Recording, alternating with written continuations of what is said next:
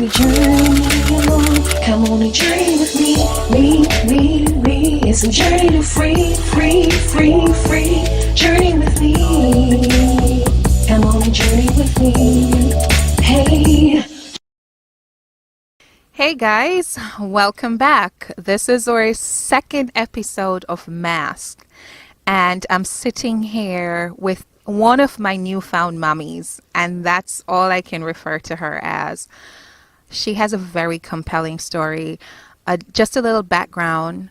I met this woman via the internet over a year ago, and she made a comment on one of my blogs and literally had me bawling.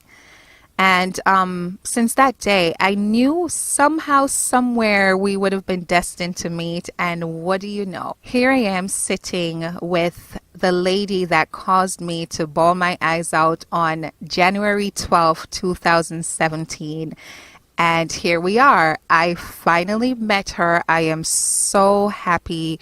And not only am I going to be hearing the story, but you're going to be hearing the story alongside me. The only thing I know before you guys is that, yes, she is a survivor of child sexual abuse. That's pretty much it. We have spoken, we've corresponded, and had little hints here and there. I read a piece that she wrote, which is so powerful. And I will be posting that with her permission at a later date, because something else she said in that piece that captivated me, I will be sharing with you guys. But we're here now, and we're going to be talking with my newfound mummy. And again, I am not going to be calling her name, but we're going to start talking. Welcome to Mask. And I am so happy to have you here. So happy that you decided to come and just to talk with us.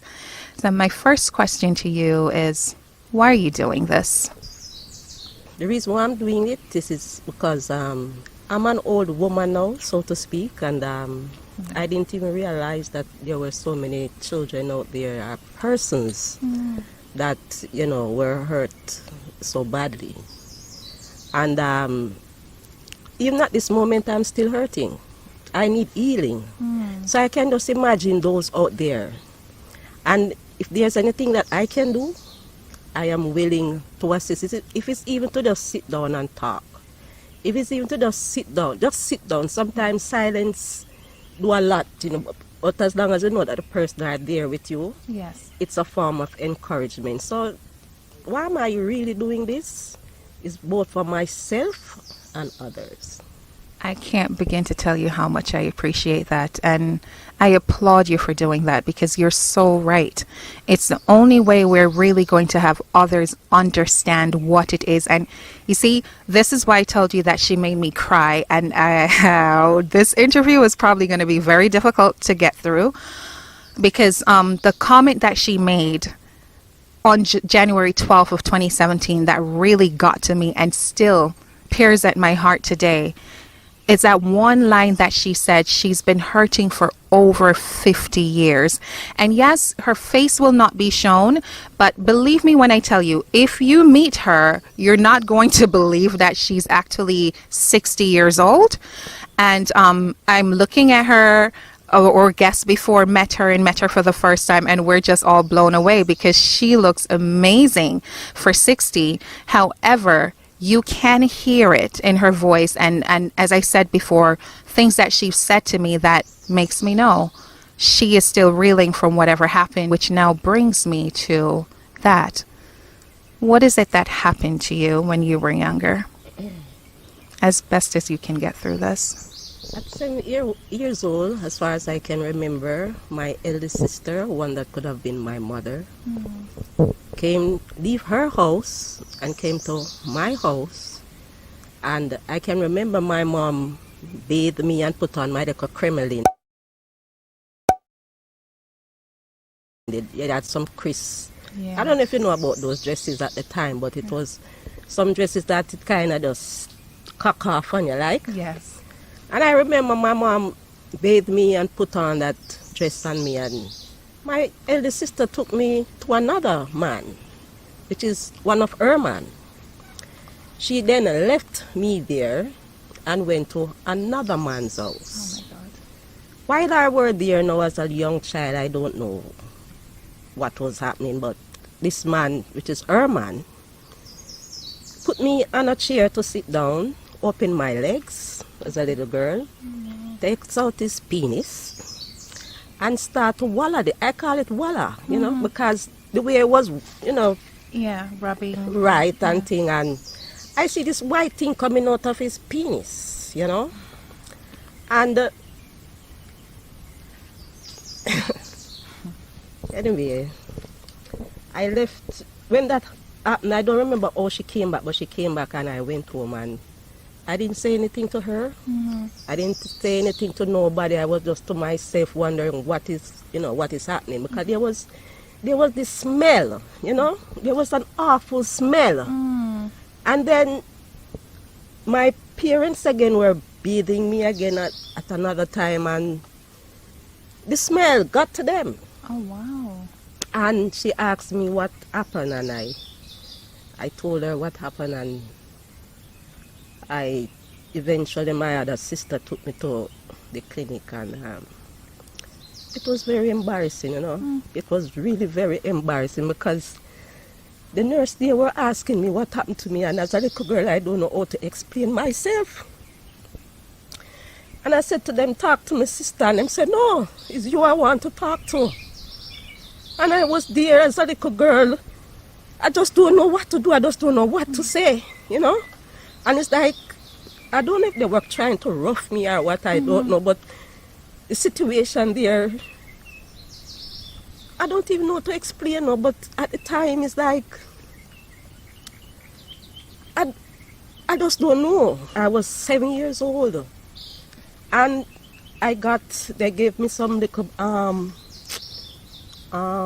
pills, some capsules, yellow and red, something like that, I can't remember. And stick me on my bottom, Antibiotic. whooping up my foot as a little girl, and, you know, using cotton swab and thing like that. And that got to me, even up to until this moment. It gets to me. You know, that smell sometimes still comes upon me. You know, And you don't know what is it that is so. Based on what you're saying, is that he had an infection of sorts. It was a sexually transmitted disease, and that thing hurts me up until this moment. Sometimes I ask God, who am I? Why am I suffering like this? Don't care what me do, me can't. Girl, you don't understand. Don't, just as I wrote, I tell myself that I don't need to do an interview, because it's all there into what I've written. Yeah. You know?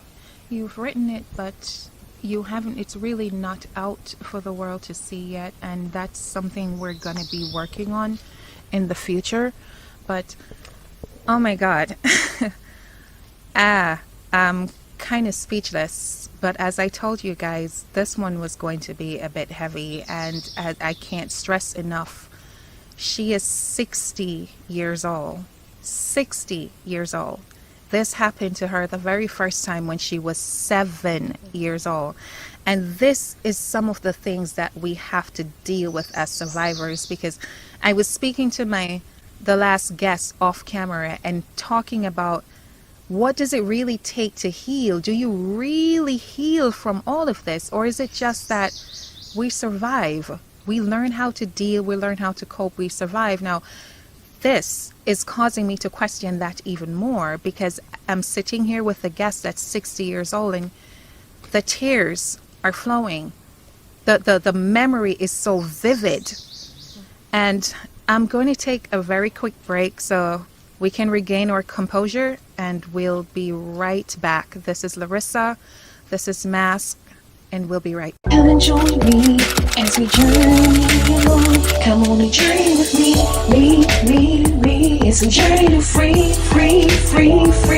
Journey with me. Come on and journey with me. Hey. Hey guys, this is Larissa representing Journey to Free, and This is our second interview for Masked, and this is a tough one. I'm sitting here with a 60-year-old woman that was sexually abused at 7 years old. Until this day, she's still struggling with everything that was done to her from then. And as I mentioned before, this is a little bit of a tough interview, but we will continue until we have to stop again. My next question to you is, how has it been showing up? How has it manifested in your life from then till now? I don't have a life. Up until this moment, I don't have a life. I am living in confinement up until this very day. All I do, in fact, I just don't trust no one, not even myself I don't trust. And it's hard. I can't live like this. I tell myself I can't live like this anymore.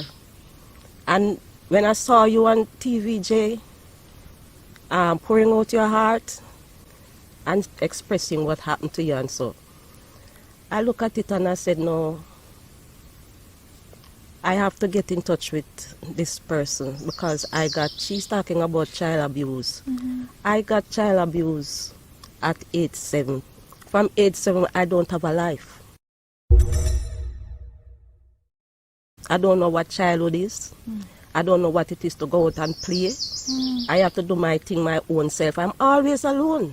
And even at this time, I go out, I'm so shy. I don't know. I'm afraid of people. So I don't have a life. You know, you said something that was very important just now of how having this experience messes with your head, messes with your life, messes with your livelihood. It took and robbed you of your entire childhood. The fact that you're afraid at 60. And so I am getting from all of this that you never got any help. Did you talk to anyone about what happened to you? No one would listen. Let me tell you something. Looking back now, my mother, I know that she had it hard, very hard, because she had us to look after and so on. My father wasn't there. But even back at the hospital, the clinic, I'm saying, where were the policemen? Who were in charge? Who were there to protect a little girl? From that time until now, I felt that even my father, who is dead now, he didn't know anything about it. My mother hides everything. She shields her big daughter. Oh my God. Right? And even now that same sister who could have been my mother, I try to reach out to her to even explain to me, I even to say sorry. Yes. And all she do is slander me. Oh wow. And she put up her children against me. I got no help. I become a Christian. And even they don't understand. Sometimes I think God himself don't understand. You see, I smoke weed, I drink rum, I don't know what me not do. Nobody now listen to me until I saw you on TV, Jay. You there pouring out your heart. And you is the only person who listens to me. You is the only person who takes the time out and show me this. Yes, you care. Nobody did. My mom didn't did. My sisters and brothers didn't did. As I said, I become a theoretical spectacle into my mother's household from that time until now. I get no help. None. I'm gonna take a break. Come and join me as we journey along. Come on and journey with me. It's a journey to free. Journey with me. Come on and journey with me. Hey. Hey guys, that was very short. I had to take a break, and we're back. This is Larissa Roan. This is Mask, Journey to Free, and we're here with my 60-year-old guest. As I said, this is a tough one, and I'm going to just shut up and have my guest speak because I just need her to talk and to pour her soul out. My question to you now is, what are the challenges that you still face today? Many same way. One, as I said before, I become so arrogant, ignorant, short-tempered, what you want to call it. I just, if a fly touch me, I feel like I'm gonna kill it. At this age, I'm still not married. I don't flirt, I don't go out, I'm just confined, I'm just there. I just don't socialize then. Every once in a while I might goes out. And even when I goes out and a man might be looking even too hard on me, sometimes I say, oh, I look for me stuff and you know, things like that. Yeah. But I just, it's like I tell myself, so boy, I don't want nobody touch me. I don't want to be touched. I don't want to go into that kind of life because I just feel so that that person is going to take disadvantage of me just at, you know, back then. Yes. And I just try to keep myself to myself, just like that. There's a lot of challenges. My children, again, sometimes they have a little problem. At the moment, I might not understand, and they might not understand what I'm going through too. And I might just, you know, flare up. Yeah. It's not, I don't consider myself as a bad mother, but I just can't cope then. I have children now without fathers. It's just me alone. I have to, you know, I don't have an education because I left school from like the 7th grade because I got pregnant in the 7th grade. I have my child when my first child when I was 14 years old. Oh, wow. So I have to be the man, the nurse, the gardener, everything there. How many children do you have? I have 3 children, 3 children. 2 boys and a girl. Oh, wow. And it's really, really, really challenging.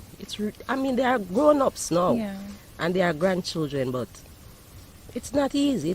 There are still challenges there. Yeah. I need to be healed, and I don't know how to go about it.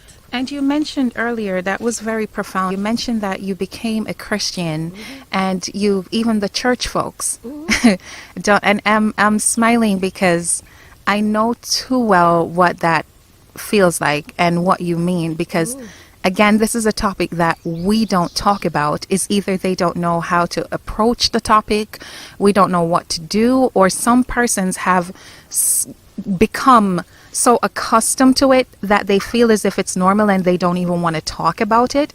But what are your experiences with that? You said you've tried talking to other persons from the church, and what happened?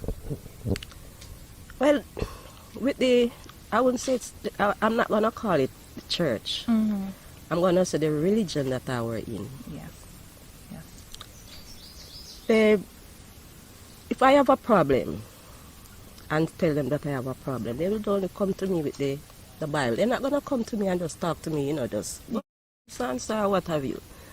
But they'll use the Bible. And that's where it ends. They are expecting me, you know, that, yeah, the scripture will help.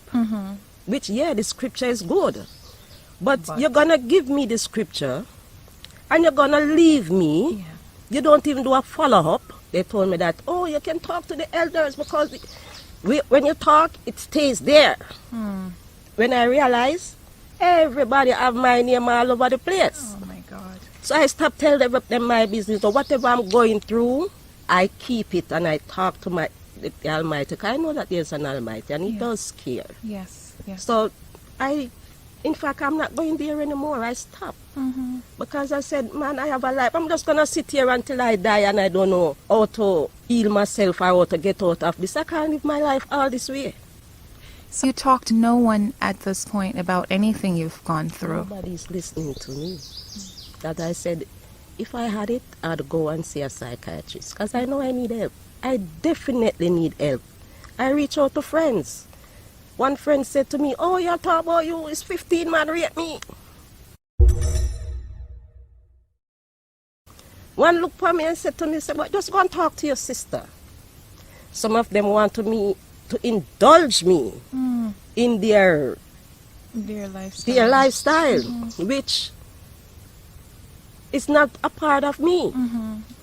And because I don't, they say, oh, it's because you're not generous. Why no one appreciates you? Oh, wow. So that means then everybody come, I must just, Yeah. and there I'll, you know. Yeah. And because of that, Larissa, I don't have a husband, I don't have a boyfriend, I don't have a man, because from my daughter father, I find out what he's been doing. I leave him, I don't go to nobody. Oh, my God. And how many years has that been? 30, you mean now with my daughter? Yeah. My daughter born 1983. Oh, wow. And after that, maybe about 2-3 years after that, I found out what her father was doing. And I just tell him, say, stay with whoever you're out there, you know, Yeah. doing. And here I am. I don't, as I said before, I don't flirt. I just feel like I can't deal with it. You see, I just can't deal with it. Sometimes I feel like I end myself with whoop because I can't cope. But then again, it's like there's a voice and don't give up. Yes. And I trust in the Almighty. I pray to Him momentarily.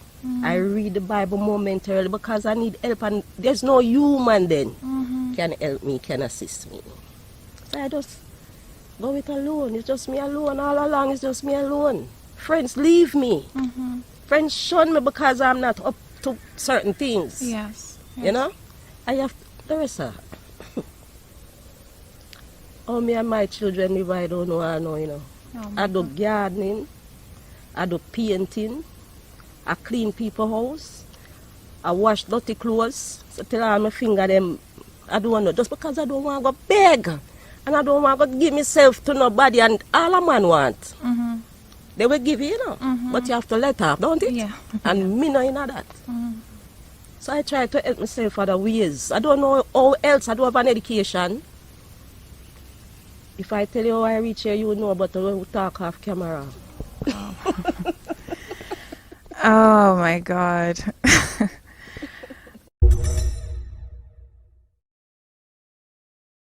And you see, this is this is the beauty of talking and why we need to talk and we need to share our stories, because even on this journey to freedom, every now and again you slip back to that place where it gets so heavy and these crazy thoughts pop in your head, right? And you just have to know that, hey, it's a thought, it's going to pass, and not to act upon it at that moment. But it's really sad to hear that at this age, at 60, you're still hurting so badly. I'm still hurting and still seeking help. I still need help. I know I need help. I know. So, you guys are hearing this.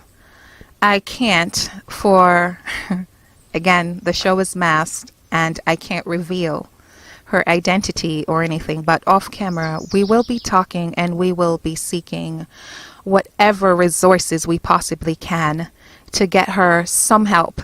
And that's the funny thing. We're hearing the cry for help, and what is the help that she needs? She's not asking or begging for anything.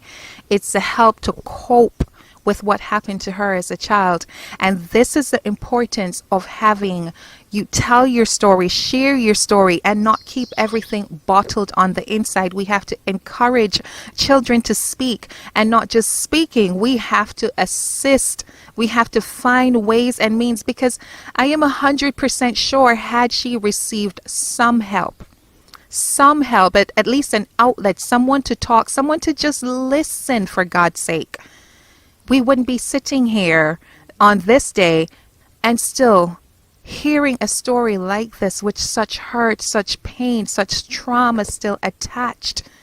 This is heartbreaking, but this is happening every single day to so many others. We're going to take a break. Again, this is Larissa Roan. This is Mask, and we'll be right back. Come and join me as we journey along. Come on and journey with me. It's a journey to free. Journey with me. Come on and journey with me. Hey. Hey guys, welcome back to Mask. This is your host, Larissa, and we're here with my very special guest. You've been hearing the story so far, and oh my God, is all I can say. Before I ask you to touch more on how this has affected your parenting, I want to ask you, have you ever seen that man again? No, I haven't seen him. I don't know what happened. I haven't seen him. I don't know where he is. And what is the relationship like with your sister now? At the moment, we don't have a relationship because I try, and more on one occasion I even wrote her and, you know, bring up back the same thing. She didn't respond. Up until now, she don't respond. I've been living with this thing too long, Yes. and there have to be a cut-off point. You know, just to avoid things, you know, the hurt, you know, I just can't deal with the hurt no more. So we don't have a relationship, sorry to say. I try. And you know what? That is quite okay. It hurts more sometimes to even try and push these relationships, and sometimes for your own sanity, as you said, there has to be a cutoff point. Some of us have lost family members, including myself, because of my speaking. And you know what? At this point, it really doesn't matter to me, because once you're at that place where you find peace and you're content with that part of your life, it's okay. If they're not doing anything and they can't understand and you have to spend time trying to get them to understand, they never will. And so you have to get to that place where you're comfortable with doing exactly what you did. I have nothing to say about that. And let me ask you, you have 3 children, and though you touched on it briefly, just talk some more about parenting. Like, how does that show up? That wasn't easy, you know. And even until today, it's not easy, you know. 'Cause although they are big men and women, I still having problems with them. Because when I say problem, you know, it's not that like after running up and down with them with the law or them getting in the, you know, things like that. But there are simple little things sometimes that they are not understanding. Sometimes when the argument done and everything cool done and you just didn't understand. Yes. And then we come around, we try to understand each other now because everybody is big now. Grown up, yeah. Yeah, but teeth and tongue will meet. Yes. But what they have to do, they have to live together. Yes. They can't do without each other. Yeah. That is the relationship with me and my children now. It wasn't easy because their fathers, none of their fathers helped me with them. It was, when I tell you, say it rough. It was rough. Them people cuss me and tell me, say, I ton can't meal me and my picnic them a heat and all them something there. And, you know, despite that, I still never go beg anybody anything. Yeah. I farm the land that I live on. And I plant up the little food and thing. And that's how we survive. And to go school again, they didn't get any schooling as that. Because I didn't have it. Yeah. You know, and sometimes I hear them leak out and say, boy, I no got mommy. Them never really say, mommy this and mommy not that. Yeah. You know, but them will say, boy, me sorry, me never get forgot this at school, I have this or have that. And it hurts. It really hurts. You know, sometimes I just walk around, go one side, go cry, and them never do. Oh my God. You know? Have you told them, all 3 of them, what happened to you? Oh, yeah. You have. Nothing for my children. That's Nothing. beautiful. Nothing at all. And growing, when you were, I know they're all grown up now, but when they were little boys and the little girl, how did that show up for you? Did you trust people around them? Boy, no. Even my daughter come and got abused now. Oh my God. Even though I tried to shield her, she got abused. And there are times when we talk about it, you know. Even, I think it was yesterday I was telling her, I call her, your day is gonna come, you know. You have a story to tell. Yes. And it's just a matter of time before you sit down and start to write. Yeah. And she says, it's true, you know, mommy. I really have a story to tell. And it's just me, you know, she said she's been saying that she want to get a notepad to start jotting down things. I said, yeah. But I try with my children also, as a single parent, and nobody around, no brother and sister, no mother, no father, just me alone and them. They are all I have. Yes. And I tried my best. That was one of the reasons why I even got into Christianity. And I used to read my Bible before I got into Christianity. But because I want to set a good example for my children, I went straight in and bring my children along with me. And I have to commend you for that. That topic is a little bit touchy, and we will talk off air. But yeah, the religion itself, but as long as you know that, and you do believe that, as you said, you pray and you still pray to the Creator, you know, that's a personal choice, that's a personal belief. But I see that you have been trying, you have struggled a lot, and knowing that you still live with all of this pain, I I honestly don't know what to say. I'm speechless. She does have me speechless.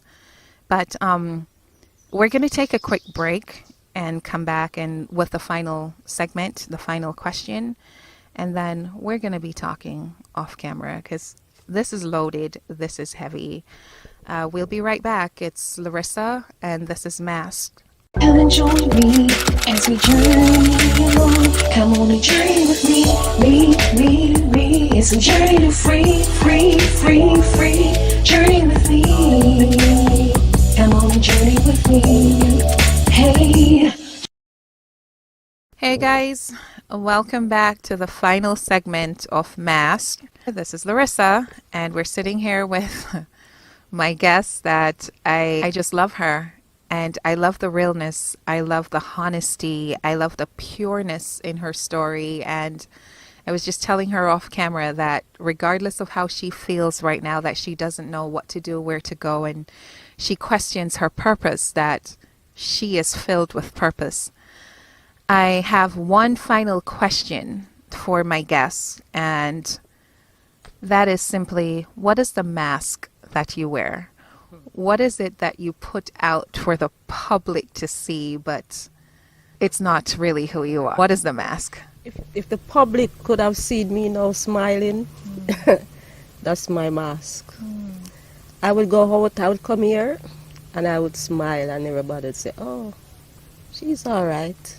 And I try to make people happy by even making a little joke or things like that, but deep down, nobody knows what is happening inside of me. It's bitter. It's burning.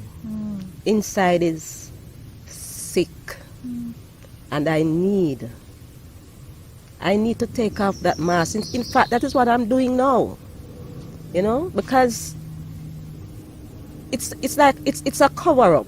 Yes. You know, to show the world that everything is fine, but deep down, when you reach behind those closed doors and those long tears, and you're alone and things coming back to you, it's not nice. And that mask, oh, she have a beautiful smile. Oh, she makes you laugh. No one knows what is going on inside. That's the mask I wear. I don't know what else to say. We're going to end on that note. I can't add anything to that. I can't take anything away from that. The only thing I'm going to say, isn't it ironic? The very thing that our previous guest said is what we're hearing here. Is the very mask that I wear. You know, we pretend a lot. We pretend a lot. But no one knows the pain behind the mask when we go behind closed doors, as she says, and the tears start flowing, and the feeling of worthlessness, the questions you ask yourself, why? What is the purpose of it all? And why even stick around? But we'll be continuing on this journey. And you said something very profound just now, that you want to take the mask off. And at 60 years old, I think it's about damn time we take the mask off. So, you know what? I don't want to die with that mask. Say on that my again. face. I don't want to die with that mask anymore on my face. It's time to remove that mask. I'll see you in a few on the next episode of Mask. And let me say this. We're going to be meeting again. We're going to be doing another interview. And you're going to be going on Mask. We're taking the mask off. All right? Finally. You're going to talk. The world is going to see who you are. We're going to talk about your story. We're going to talk about what you're doing. We're going to talk about the things that you've written and how you can help others. The mask is coming off. Enough is enough. That's it. It's a wrap. This is Larissa Roan for Mask. I'll see you in a bit. From my heart to yours. I love you guys. Bye. Come on and journey with me. It's a journey to free. Journey with me. Come on and journey with me.